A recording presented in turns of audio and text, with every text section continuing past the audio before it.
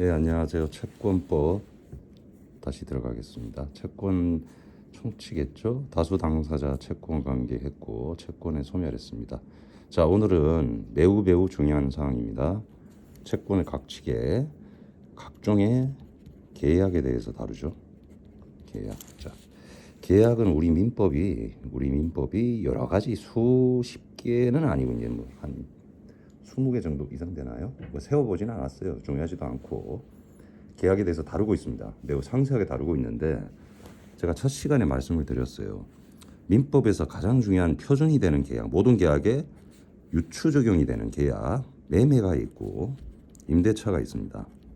요 두 개는 자답게도 우리가 자판기처럼 머릿속에서 나와야 돼요. 자, 매매부터. 매매는 물건을 사고 파는 겁니다. 물건이라 했어. 물건이 아니고 물건은 부동산과 동산이 있고 주로 우리 실거래에서는 부동산 거래가 매우 많이 활용되고 있어요. 부동산은 등기라는 걸 통해서 최종 소유권을 이전시키는 또는 기타의 권리를 이전시키는 효과가 최종 목표가 되겠습니다. 임대차는 부동산 주택 임대차가 있고 상가 임대차가 있습니다.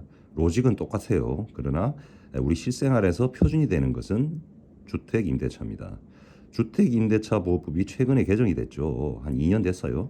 정권이 바뀌기 전에 문재인 정권 때 임차인의 보호를 더욱 강화하기 위해서 맥스 4년 동안의 보호 기간을 두게 됐습니다. 자, 매매부터 살펴보겠습니다. 매매에서 중요한 포인트는 매도인의 담보 책임입니다.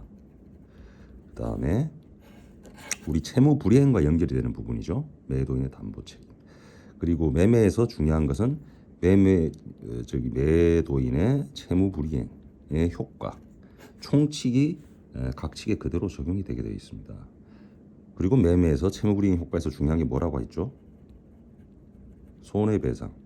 자, 손해배상은 우리가 750조의 불법 행위와 직결된다라고 설명을 누차드렸어요. 또 불법 행위의 손해배상의 범위의 문제, 또 인과관계의 문제와 연결이 된다고 말씀을 드렸습니다. 매도인의 담보 책임은 우리가 물건을 주로 부동산이고 우리 매도인의 담보 책임은 동산을 주안점으로 둬서 풀어놨어요. 그러나 부동산에도 그대로 연결이 된다. 매도인의 담보 책임의 종류가 여러 가지가 있습니다. 그 효과로 흠 있는 이행을 했을 때, 하자 있는 이행을 했을 때 매수인이 가질 수 있는 권리, 추안 청구권이라는 게 있어요. 올바르게 다시 하라는 거죠. 또 계약 해제권, 손해배상권, 뭐 가맥 청구권, 뭐 경매권 여러 가지가 있습니다. 자, 그 뜻은 말 그대로고요. 중요한 것은 매도인의 담보 책임의 법적 성질에 대해서 그분들의 리그, 교수들이 채무불이행이다, 법정 책임이다, 뭐 쓸데없는 논의를 펼쳐요. 필요 없고 우리는 법 규정대로만 이해하면 되겠습니다. 끝났고요. 매매에서 매도인이 채무불이행을 했을 때 효과, 총칙이 그대로 적용되죠. 손해배상, 계약해제, 주안청구, 네, 끝났고. 손해배상에서 우리 750조와 연결짓는 이유는 손해배상의 범위가 상당히 중요합니다. 손해배상의 범위는 우리가 앞서 설명드렸다시피 실내이익 배상이 있었고 이행이익 배상이 있어요. 다시 복습합니다. 실내이익은 계약이 부존재하거나 무효인데 불구하고 유효하다고 믿었던 매수인의 실내이익 책임, 뭐 기타 잡비들, 지방에서 올라와서 교통비가 들었어요. 약속이 깨져서 기회비용이 들었어요. 금액은 이행이익과 크거나 작거나 따질 수가 없어요. 영역 자체가 달라요. 클 수도 있고 작을 수도 있고. 이행이익은 뭐다? 이행이 올바르게 됐더라면 받을 수 있는 물건의 대가, 급부의 대가. 급부가 뭐라고 했죠? 주는 거. 급부. 급부의 반대말이 뭐다? 반대급부, 받는 거. 끝났습니다. 자, 인과관계의 문제. 우리 형법에서 인과관계는 우리 판례가 상당 인과관계라는 표현을 썼습니다. 민법도 똑같습니다. 민법도 손해의 원인이 되는 불법 행위와 발생한 결과인 손해와 상당한 인과관계, 최적화, 아이폰처럼 최적화된 연결관계가 있으면 손해의 배상의 청구를 인정합니다. 끝났어요. 학설은 어렵게 설명합니다. 여기서도 형법 같은 논의가 또 이루어져요. 귀속의 문제와 원인의 문제는 구별해야 된다는 등 다 필요 없고요. 자, 임대차 가겠습니다. 임대차는 우리가 크게 주택 임대차가 있고 상가 임대차, 각각 특별법이 존재합니다. 주택 임대차가 표준이 되고 상가 임대차는 주택 임대차의 로직을 거의 그대로 따르고 있어요. 그래서 주택 임대차에 대해서 집중적으로 설명을 하겠습니다.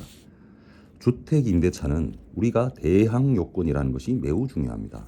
선생님 빨간색 잘 안 하죠? 대항 요건이라는 것은 우리 주택 임차인이라 그럽니다. 주인의 월세를 내고 남의 집살이하는 세입자. 실생활에서는 임차인이라는 표현보다는 세입자라는 표현을 씁니다. 대항 요건. 주인이 예를 들어서 주인이 바뀌었어. 바뀌어서 나가라 그래. 그래도 버틸 수 있어야 되죠. 그 다음 보증금을 냈는데 보증금을 안 준단 말이에요. 그 우선 변제를 받아야 되죠. 그 두 가지가 핵심 포인트입니다.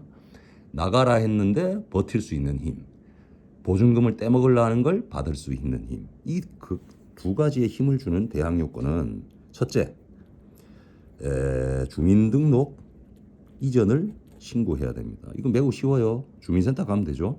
두 번째, 확정일자를 받아야 됩니다. 확정일자라는 것은 우리가 임대차 계약을 맺죠. 거기에 대해 확정일자를 찍어줍니다. 확정일자는 도장 같은 거예요. 어디서 찍느냐? 뭐 주민센터 가셔도 되고, 뭐 법무사 사무소 가셔도 되고, 공증사무소 가셔도 돼요. 그거를 받게 되면은 그 날짜부터 후순위에 있는 날짜들의 모든 물건들, 권리들보다 우선해서 변제를 받게 돼요. 자, 그럼 이런 일이 발생해. 내가 등기부 등본 보는 법 가르쳐드렸어요. 등기부 등본을 보니까 내 확정일자보다 먼저 앞서는 물건들이 있어서 나는 금액을 하나도 못 받는 거 아닙니까? 선생님, 걱정 마십시오. 보증금 100%는 못 받아도 일정 금액의 소액 보증금에 대해서는 시도 전국 지역마다 차별해서 우리 법률이 무조건 보호해주고 있습니다. 단 국세나 지방세와 같은 세금에 한해서는 우리가 어쩔 수 없이 후순위로 밀릴 수밖에 없다. 자, 오늘 날씨가 매우 춥습니다. 서울 같은 경우는 지하철 그 파업까지 일어나가지고 그 직장인들 굉장히 힘들어해요. 그런데 일찍 퇴근하시고 오늘 가벼운 마음으로 민법 채권 각식 끝냈습니다. 별거 아니죠. 우리가 핵심을 알고 개념과 공통점과 차이점을 알면 별건 아닙니다. 제가 굉장히 겸손하게 말씀드리는 겁니다. 우리 법률가들은, 특히 변호사들은 나쁜 사람들이 많습니다. 자기들이 뭐 매우 훌륭하고 현명한 줄 알아요. 그 일본식 용어 섞어가면서 말이죠. 알고 보면 별거 아니죠. 자, 우리 변호사 없이 소송하는 법 제가 또 알려드립니다. 예, 오늘 수고하셨습니다.